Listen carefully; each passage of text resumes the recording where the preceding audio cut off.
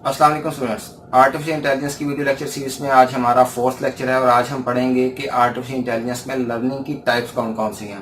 तो सबसे पहले हम ये देखते हैं कि मशीन लर्निंग किसे कहा जाता है।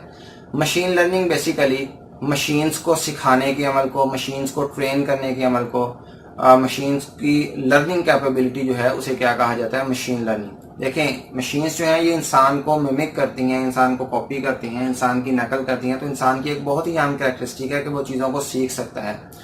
अगर इस ही कैरेक्टरिस्टिक को हम मशीन में भी जो है वो इम्बेड करने की कोशिश करें तो इस प्रोसेस को मशीन लर्निंग कहा जाता है, जिसमें मशीन्स जो हैं वो सीखना शुरू करती हैं।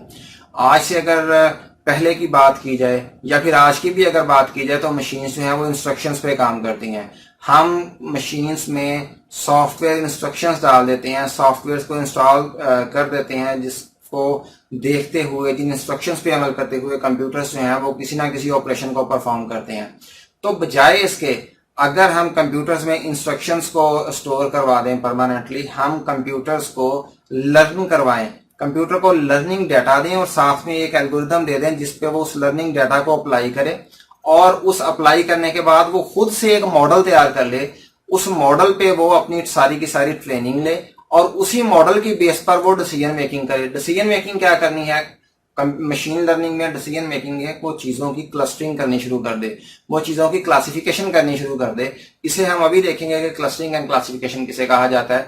लेकिन चले हम सबसे पहले फर्स्ट जो है मशीन लर्निंग की टाइप है जिसे सुपरवाइज लर्निंग कहा जाता है, उसे देखते हैं। सुपरवाइज लर्निंग जो है, देखें जितने तीन टाइप्स हैं, सुपरवाइज लर्निंग, अनसुपरवाइज लर्निंग और रीइंफोर्समेंट लर्निंग। और तीनों की तीनों डाटा जो है डाटा पे बेस करती हैं, डाटा को एज ए इनपुट लेती हैं और उसकी बेस पे मॉडल तैयार करती हैं और फिर उसके बाद डिसीजन मेकिंग करती हैं। तो सुपरवाइज लर्निंग भी बेसिकली डाटा को ही लेती है, इसमें डाटा की कैटेगरी और है।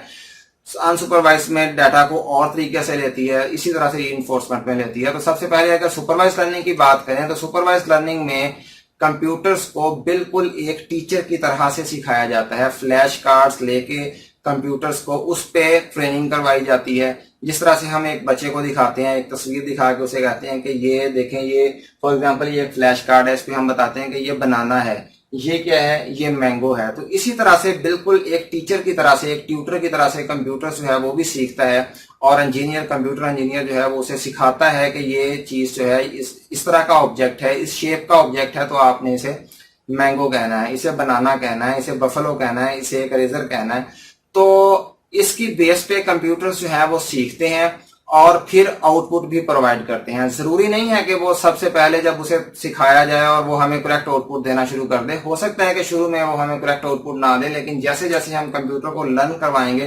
कंप्यूटर को सिखाते जाएंगे, उस तरह से उसकी लर्निंग कैपेबिलिटी में परफेक्शन आती जाएगी और चीजों को ज्यादा से ज्यादा सीखना शुरू कर देगा।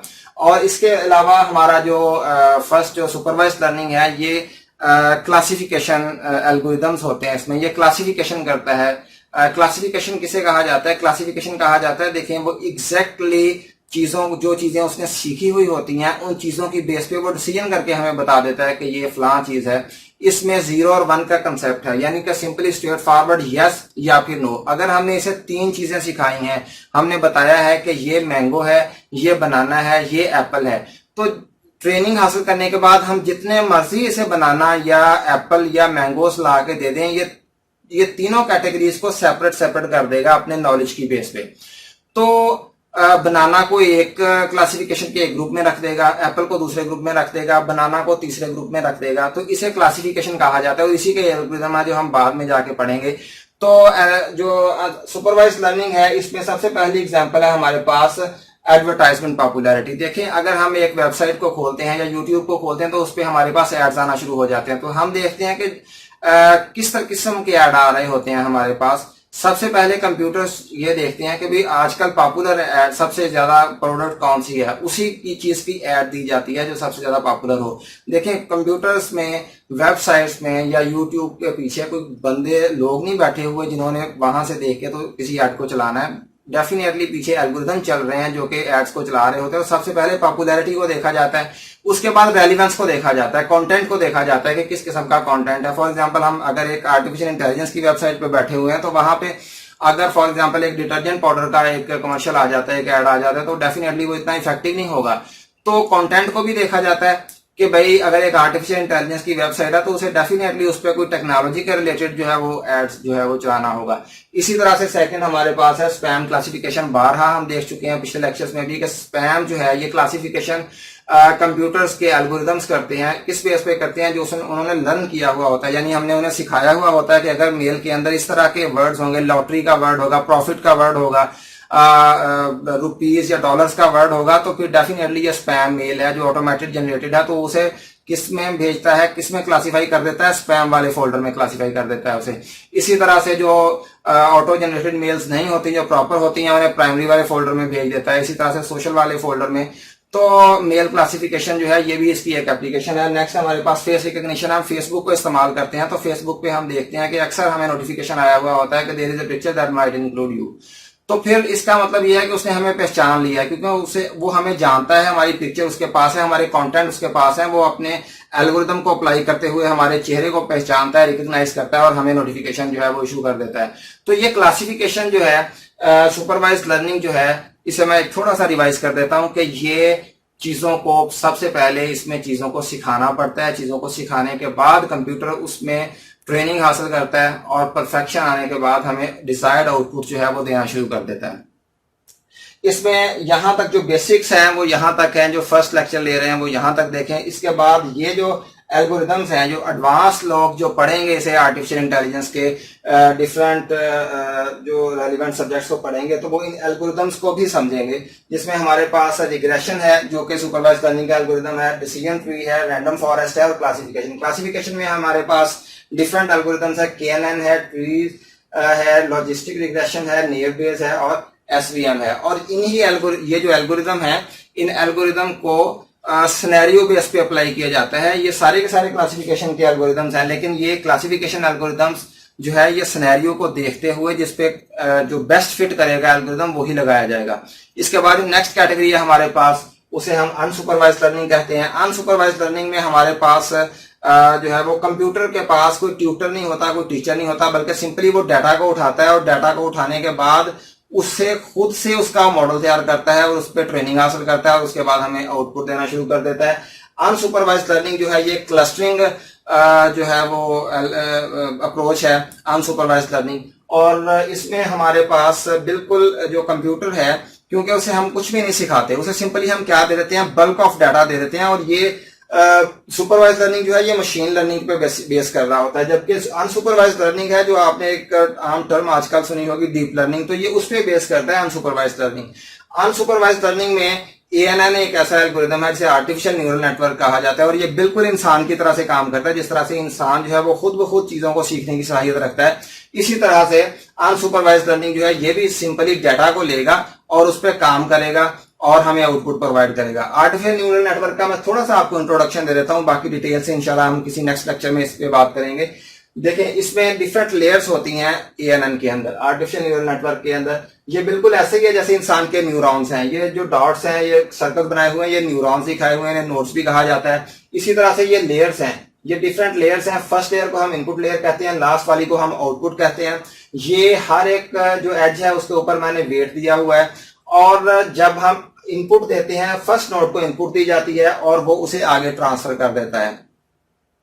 जब आगे ट्रांसफर करता है तो इनपुट से अगले नोड के पास जो है वो चली जाती है। अगला नोड जो है या अगली लेयर जो है वो उसे नेक्स्ट लेयर के पास भेज देता है, तो इसे हम फॉरवर्ड प्रोपेगेशन कहते हैं या फ्रंट प्रोपेगेशन कह सकते हैं। तो आगे भेजता है और इन वेट्स को लेके चलता है और साथ में बाइस वैल्यू भी दी जाती है। और ऐसे गुजरता गुजरता जब लास्ट लेयर के पास पहुंचता है, जो आउटपुट लेयर है, तो वहां पे हमें आउटपुट मिल जाती है। फॉर एग्जांपल हमने यहाँ पे इनपुट दी कि ये एक एप्पल दे दिया इसे यहाँ पे, और यहाँ पे आउटपुट लेयर पे फॉर एग्जांपल ये हमें कहता है कि ये बनाना है, तो डेफिनेटली हम समझेंगे ये अभी ठीक नहीं है, इसकी ट्रेनिंग प्रॉपर नहीं हुई, अभी ये सही रिजल्ट नहीं दे रहा। तो हम क्या करेंगे, हम उस जो आउटपुट हमारे पास आएगी उसे वापस भेज देंगे, इन्हीं लेयर्स के पास भेज देंगे। और इस वापस भेजने के अमल को हम बैक प्रोपेगेशन कहते हैं। और बैक प्रोपेगेशन जो है उसमें जब वापस भेजते हैं तो हम इन वेट्स को चेंज करते हैं, तब तक चेंज करते रहते हैं जब तक कि हमें डिजायर्ड आउटपुट नहीं मिल जाती। और इस बैक प्रोपेगेशन के अमल से ही वो जब हमें सही आउटपुट दे देता है तो हम समझते हैं कि ये वेट्स जो हैं ये एक्यूरेट हैं अब हमारे पास और हमारा ये मॉडल बिल्कुल तैयार है और हमें ये सही आउटपुट देगा। तो अनसुपरवाइज्ड लर्निंग जो है इसमें हमारे पास सबसे पहले रिकमेंडर सिस्टम है। देखिए आप नेटफ्लिक्स पे या यूट्यूब पे वीडियोस देखते हैं, मूवीज देखते हैं, तो वहां पे ये क्या करता है, ये डिफरेंट जो व्यूशिप है लोगों की उसके हिसाब से उनकी क्लस्टरिंग कर देता है और जो एक क्लस्टर में जो लोग हैं उन्हें same similar type of video, definitely ये हिस्ट्री को जानता है लोगों की कि कौन किस किस्म की वीडियोस देखते हैं, उस बेस पे ये क्या करेगा, डाटा है ना वो हिस्ट्री इसके पास, तो उस बेस पे ये लोगों की क्लस्टरिंग बना देगा और वो क्लस्टरिंग जो है उसकी बेस पे वो सजेशंस देगा कि आप ये वीडियो देखें। डेफिनेटली वो एक क्लस्टर के अंदर उन्हीं लोगों को रखेगा जो सिमिलर टाइप ऑफ वीडियोस को देखना पसंद करते होंगे। इसी तरह से नेक्स्ट हमारे पास जो है बाइंग हैबिट्स है। देखिए आप प्रॉपर्टी परचेज करने के लिए फॉर एग्जांपल किसी जगह पे जाते हैं तो वहां पे एक रैक पे जो चीज रखी हुई है तो वो आपको सजेस्ट करता है कि जो नीचे रखी हुई है चीज आप उसे भी परचेज करें। देखें ये एल्गोरिदम्स होते हैं, डाटा साइंसेस में ये बहुत काम करते हैं, जिस तरह मैंने पहले भी पिछले लेक्चर्स में भी बताया हुआ है कि सजेशन जो है किस बेस पे आती है कि जैसे आप लोग अगर टी परचेज करते हैं तो साथ में आप मिल्क भी जरूर परचेज करेंगे। तो ये ऐसे algorithm marketing point of view से भी बहुत अहम है कि ये आपको एल्गोरिदम जो है ये सजेशन प्रोवाइड करते हैं कि आप किस चीज को खरीदें, किस चीज को बाई करें। ग्रुपिंग यूजर लॉग्स है, इसमें देखें अगर फॉर एग्जांपल एक कंपनी है और वो एक लॉग क्रिएट कर देती है जिसपे लोग अपनी कंप्लेंट्स भेजते हैं तो बल्क ऑफ कंप्लेंट्स वहां पे चली जाती हैं। तो ये अनसुपरवाइज्ड एल्गोरिदम क्या करेगा, अब वहां पे कोई बंदा तो है नहीं जो कि उन तमाम को पढ़ सके और फिर क्लासीफाई करे कि भाई उसी क्लस्टरिंग प्रॉपर करे कि भाई ये कौन सी जो कंप्लेंट है वो सबसे ज्यादा लोगों को है, जो कौन सा प्रॉब्लम कौन सा इशू सबसे ज्यादा है। तो वहां पे एल्गोरिदम ही है जो सिमिलर टाइप ऑफ इश्यूज को एक जगह पे रख देगा और जो सबसे ज्यादा कंप्लेंट्स उस जिस क्लस्टर में आएंगी उन्हें सबसे पहले रिजॉल्व किया जाएगा। अब क्लासिफिकेशन और क्लस्टरिंग में डिफरेंस यह है कि क्लस्टरिंग में वो 0 और 1 नहीं होता, यस या नो नहीं होता, इसमें सेम कैरेक्टरिस्टिक्स की जो भी चीजें हैं उन्हें एक क्लस्टर में कर दिया जाता है। फॉर एग्जाम्पल मैं आपको बताता हूं कि हमारे पास अगर हम कंप्यूटर को कुछ एनिमल्स जो हैं वो हम बतौर इनपुट के देते हैं, वो उसमें एनिमल्स में क्या है, कुछ बर्ड्स हैं, कुछ मैमल्स हैं, कुछ नॉन मैमल्स हैं, इस तरह से 3-4 चीजें हैं।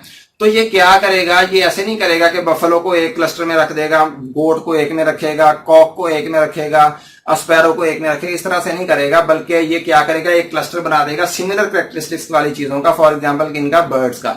सेकंड ये क्लस्टर किसका बना देगा, ये बना देगा मैमल्स का बना देगा। थर्ड जो है वो किसी और का बना देगा, फोर्थ किसी और का बना देगा। तो इस तरह से ये क्लस्टरिंग बनाता है और ये इसी हिसाब से सुपरवाइज्ड लर्निंग से ये डिफरेंट भी है। सुपरवाइज्ड लर्निंग जो है ये क्लासिफिकेशन है, ये क्लस्टरिंग है। क्लस्टरिंग मैंने आपको बता दिया कि सिमिलर कैरेक्टरिस्टिक्स वाली चीजों की क्लस्टरिंग की जाती है। अच्छा, इसके बाद इसमें भी जैसे मैंने यहाँ पे बात की है कि यहाँ पे भी एल्गोरिदम्स हैं क्लस्टरिंग के, डिफरेंट एल्गोरिदम्स हैं क्लस्टरिंग में। हमारे पास एसवीडी है, पीसीए है, के मीन्स है, इसी तरह से एसोसिएशन एनालिसिस है, ए प्रायोरी और एफपी ग्रोथ है।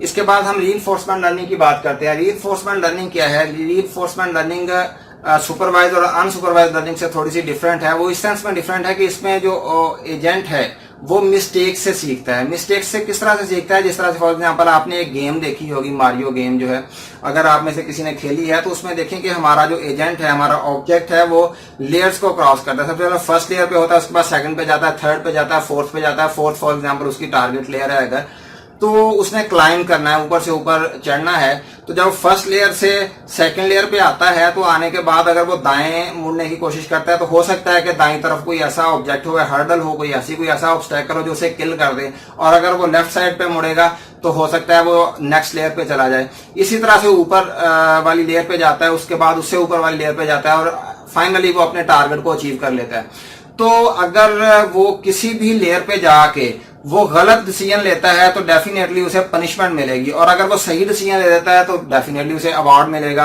उसे उसकी नेक्स्ट जो है वो लेयर पे नेक्स्ट उसका स्टेज जो है वो उसे गेट कर सकेगा। ये बेसिकली एजेंट और एनवायरनमेंट बेस एक लर्निंग है जिसमें एजेंट होता है और एक एनवायरनमेंट होता है। इस सेंस में अगर बात करें तो एनवायरनमेंट हमारे पास क्या है, ये गेम हमारे पास एनवायरनमेंट है, और एजेंट क्या है हमारे पास, जो कि वो मारियो हमारा ऑब्जेक्ट है। या फिर इस सेंस में अगर हम कह सकते हैं कि हमारा एल्गोरिदम हमारा क्या है, एक एजेंट की हैसियत रखता है। इसमें हमारे पास वीडियो गेम्स है जिसे अभी हमने डिस्कस किया है। नेक्स्ट हमारे पास इंडस्ट्रियल सिमुलेशन है। इंडस्ट्रियल सिमुलेशन ये कहती है कि बजाय इसके कि हम जो हमारे रोबोट्स हैं उनमें हम सॉफ्टवेयर को इंस्टॉल करें, उसकी बजाय हम क्या करते हैं, हम उसे भी एक मॉडल दे देते हैं जो हमारा रोबोट है।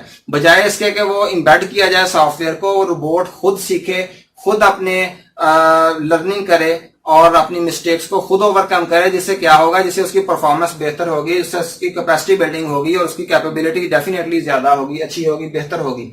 इसके बाद हमारे पास रिसोर्स मैनेजमेंट है। रिसोर्स मैनेजमेंट में देखिए हम कम से कम स्पेस को यूटिलाइज कर सकते हैं और मैक्सिमम जो है वो उससे हम गेन कर सकते हैं, मैक्सिमम चीजों को वहां पे रख सकते हैं, मिनिमम स्पेस में मैक्सिमम चीजों की यूटिलाइजेशन हम कर सकते हैं।